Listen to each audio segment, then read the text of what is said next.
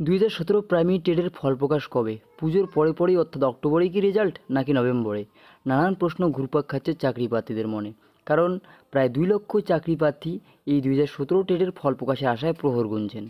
মানিকবাবু পুজোর আগে রেজাল্ট দেওয়ার কথা জানালেও রেজাল্ট প্রকাশিত হয়নি। ফলে ছাত্রছাত্রীদের প্রত্যেকের মনে প্রশ্ন, ঠিক কবে রেজাল্ট প্রকাশিত হবে?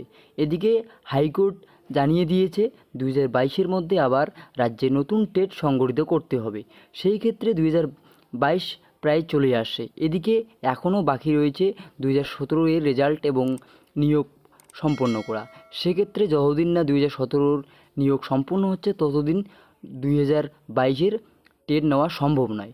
কাজেই যত দ্রুত সম্ভব 2017 টেটের ফল প্রকাশ করে নিয়োগ সম্পন্ন করা। কিন্তু এক্ষেত্রে দেখা যাচ্ছে পর্ষদ নিজ ইচ্ছায় ফল প্রকাশে বিলম্ব ঘটাচ্ছে। কারণ ইতিমধ্যে অ্যান্সার কি প্রকাশ করা হয়েছে এবং ফের রিভাইজ অ্যান্সার কি প্রকাশ করেছে পর্ষদ। ফলে পর্ষদের খাতা দেখার কাজ সম্পূর্ণ রয়েছে অনেক আগে থেকেই। তাহলে রেজাল্ট কেন প্রকাশ করা হচ্ছে না? সর্বদাই দেখা যায় এই নিয়োগ ক্ষেত্রে কোনো সদিচ্ছা থাকে না এই সরকারের। পুজোর আগে ফল প্রকাশ নাই যদি করা হয়, তাহলে প্রেস কনফারেন্স করে কেন জানানো হলো যে পুজোর আগে রেজাল্ট দেওয়া হবে? এ নিয়ে অবশ্য মানিকবাবুর উপর প্রচুর ক্ষোভ প্রকাশ করেছে রাজ্যের হবু শিক্ষকেরা। রাজ্যে নিয়োগ ক্ষেত্রে সর্বদাই দেখা গেছে অনিয়ম, অভিযোগ এবং অস্বচ্ছতা। নিয়োগ ক্ষেত্রে স্বজন পোষণেরও অভিযোগ উঠেছে।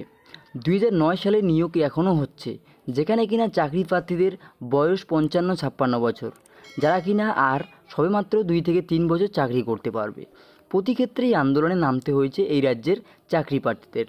তাই 2017 টেট চাকরি প্রার্থীদের মধ্যে একাংশের দাবি এই অক্টোবর মাসেই টেটের রেজাল্ট প্রকাশ করতেই হবে এবং তারা আন্দোলনে নামতে চলেছে। এখন দেখার বাকি এই আন্দোলন কতটা আকার ধারণ করে এবং এতে করে সরকার এবং পর্ষদ কত দ্রুত ফল প্রকাশ করে। তবে প্রবল আশঙ্কা রয়েছে পুজোর পরেই ফল প্রকাশিত হবে। তো বন্ধুরা, ভিডিওটি ইনফরমেটিভ মনে হলে অবশ্যই লাইক করে দেবেন, প্রচুর পরিমাণে শেয়ার করে সবাইকে জানিয়ে দেবেন এবং এই সমস্ত সকল আপডেট পেতে অবশ্যই আমাদের চ্যানেলটিকে সাবস্ক্রাইব করে জুড়ে থাকবেন। ধন্যবাদ।